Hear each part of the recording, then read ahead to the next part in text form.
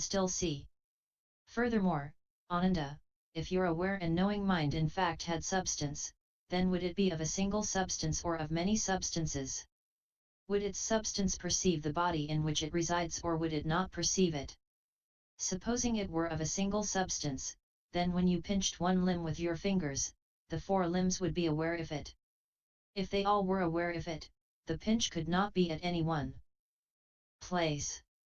If the pinch is located in one place, then the single substance you propose could not exist. Supposing it was composed of many substances, then you would be many people. Which of those substances would be you? Supposing it were composed of a pervasive substance, the case would be the same as before in the instance of pinching.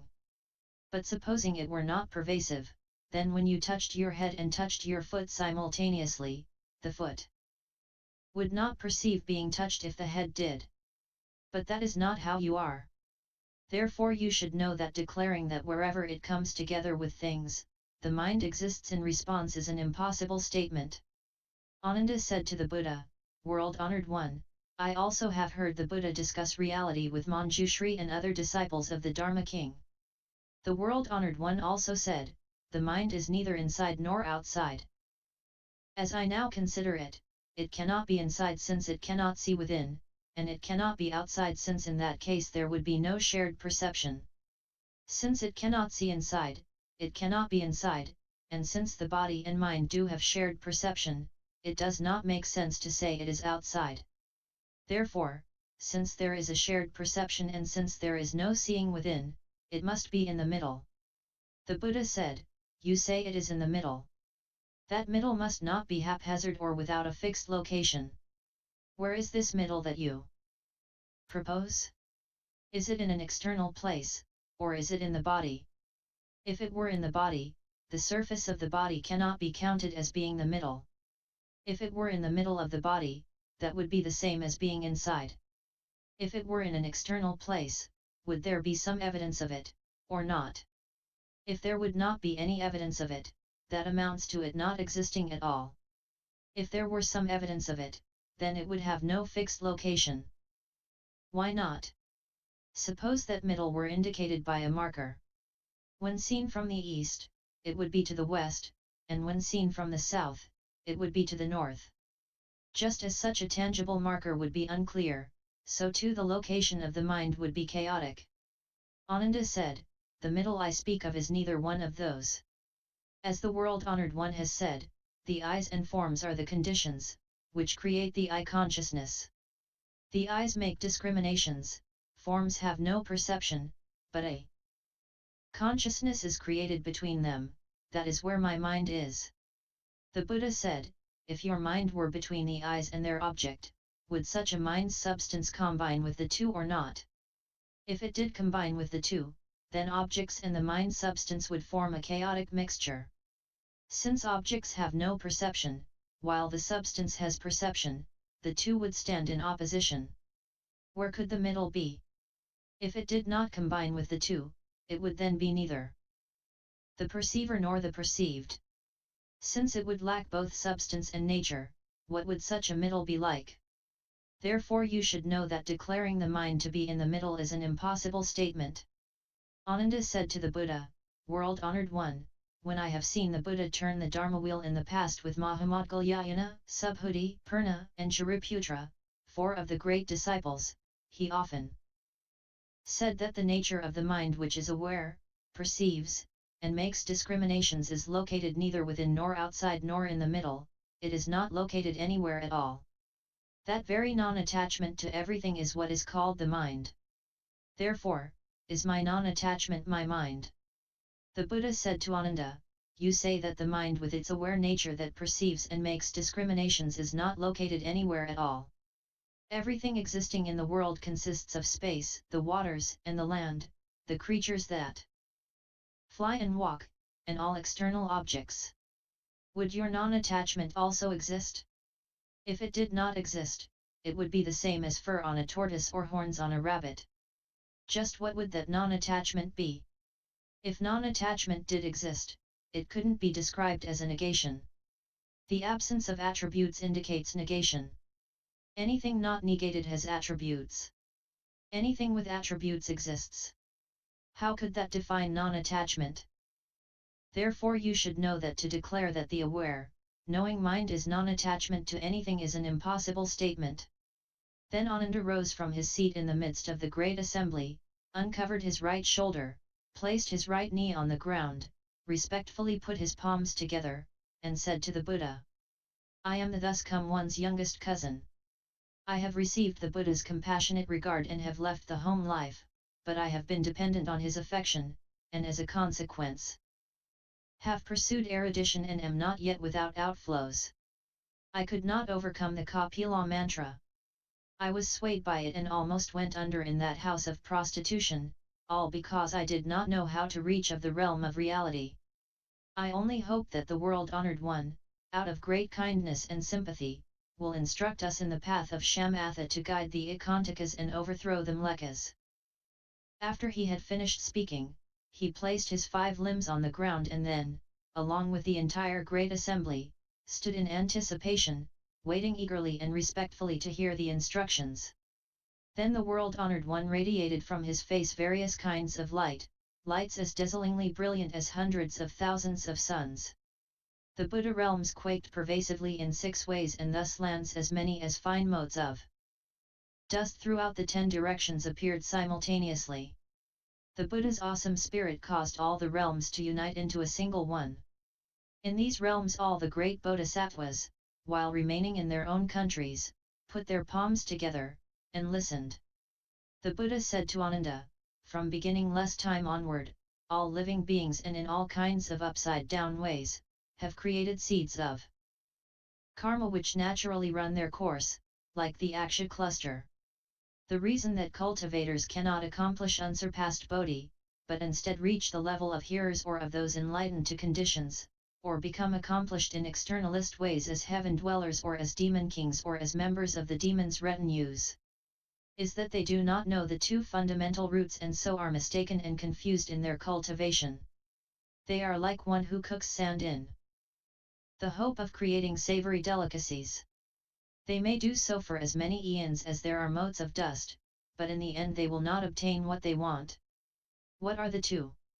Ananda, the first is the root of beginningless birth and death, which is the mind that seizes upon conditions and that you and all living beings now make use of, taking it to be your own nature.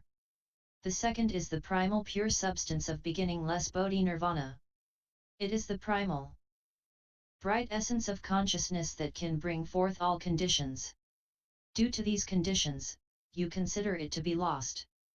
Having lost sight of that original brightness, although beings use it to the end of their days, they are unaware of it, and unintentionally enter the various destinies. Ananda, now you wish to know about the path of shamatha with the hope of quitting birth and death. I will now question you further. Then the thus come one raised his golden-colored arm and bent his 5 webbed fingers as he asked Ananda, do you see? Ananda said, I see. The Buddha said, what do you see? Ananda said, I see the thus come one raise his arm and bend his fingers into a fist of light which dazzles my mind and my eyes. The Buddha said, what do you see it with? Ananda said, the members of the great assembly and I each see it with our eyes. The Buddha said to Ananda, you have answered me by saying that the thus come one bends his fingers into a fist of light which dazzles your mind and eyes. Your eyes are able to see, but what is the mind that is dazzled by my fist? Ananda said, the thus come one is asking where the mind is located. Now that I use my mind to search for it thoroughly, I propose that precisely that which is able to investigate is my mind. The Buddha exclaimed, hey! Ananda, that is not your mind. Startled, Ananda leapt up from his seat, stood, put his palms together, and said to the Buddha, if that is not my mind, what is it? The Buddha said to Ananda, it is your perception of false appearances based on external objects which causes your true nature to be diluted and has caused you from beginningless time to your present life to take a thief for your son, to lose your eternal source, and to undergo transmigration. Ananda said to the Buddha, world-honored one, I am the Buddha's favorite cousin. It is because my mind loved the Buddha that I was led to leave the home life.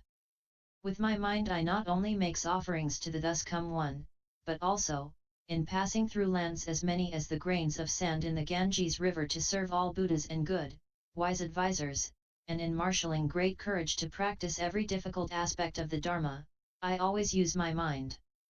Even if I were to slander the Dharma and eternally sever my good roots, it would also be because of this mind. If this is not my mind, then I have no mind, and I am the same as a clod of earth or a piece of wood, because nothing exists apart from this awareness and knowing. Why does the thus come one say this is not my mind? I am startled and frightened, and not one member of the great assembly is without doubt. I only hope that the world-honored one will regard us with great compassion and instruct those who have not yet awakened. Then the world-honored one gave instruction to Ananda and the great assembly, wishing to cause their minds to enter the state of patience with the non-existence of beings and dharmas. From the lion's seat he rubbed Ananda's crown and said to him, "The thus come one has often said that all dharmas that arise are only manifestations of the mind. All causes and effects, the worlds as many as fine motes of dust, take on substance because of the mind. Ananda, if we regard all the things in the world, including blades of grass and strands of silk, examining them at their fundamental source, each is seen to have a nature, even empty space has a name and an appearance. And so how could the clear, wonderful, pure bright mind, the essence of all thought, itself be without substance? If you insist that the nature which is aware, observes and knows is the mind, then apart from all forms, smells, tastes, and tangibles, apart from the workings of all the defiling objects, that mind should have its own complete nature. And yet now, as you listen to my Dharma, it is because of sound that you are able to make distinctions. Even if you could put an end to all seeing, hearing, awareness, and knowing, and maintain an inner composure, the shadows of your discrimination of dharmas would remain. I do not insist that you grant that it is not the mind. But examine your mind in minute detail to see whether there is a discriminating nature apart from sense objects. That would truly be your mind. If the discriminating nature you discover has no substance apart from objects, then that would make it just a shadow of discriminations of mental objects. The objects are not eternal, and when they pass out of existence, such a mind would be like fur on a tortoise or horns on a rabbit. In that case your Dharma body would come to an end along with it. Then who would be left to cultivate and attain patience with the non-existence of beings and dharmas? At that point Ananda and everyone in the great assembly was speechless and at a total loss. The Buddha said to Ananda, "There are cultivators in the world who, although they realize the 9 successive stages of samadhi, do not achieve the extinction of outflows or become arhats, all because they are attached to birth and death and false thinking and mistake these for what is truly real. That is why now, although you are highly erudite, you have not realized sagehood." When Ananda heard that, he again wept sorrowfully, placed his 5 limbs on the ground, knelt on both knees, put his palms together and said to the Buddha, "Since I followed the Buddha and left home, I have relied on the Buddha's awesome spirit. I have often thought, there is no reason for me to toil at cultivation expecting that the Tathagata would bestow samadhi upon me. I never realized that he could not stand in for me in body or mind. Thus, I lost my original mind, and although my body has left the home life, my mind has not entered the way. I am like the poor son who renounced his father and roamed around. Therefore, today I realize that although I'm greatly learned, if I do not cultivate, it amounts to having not learned anything, just as someone who only speaks of food will never get full. World-honored one, now we all are bound by 2 obstructions and as a consequence do not perceive the still, eternal nature of the mind. I only hope the Tathagata will empathize with us poor and destitute ones, disclose the wonderful bright mind, and open our way eyes." Then from the swastika myriad on his chest, the thus come one poured forth gem-like light. Radiant with hundreds of thousands of colors, this brilliant light simultaneously pervaded throughout the 10 directions to Buddha realms as many as fine motes of dust, anointing the crowns of every Tathagata in all these jeweled Buddha lands of the 10 directions. Then it swept back to Ananda and all the great assembly. The Buddha said to Ananda, I will now erect the great Dharma banner for you, to cause all living beings in the 10 directions to obtain the wondrous subtle secret, the pure nature, the bright mind, and to attain those pure eyes. End SS00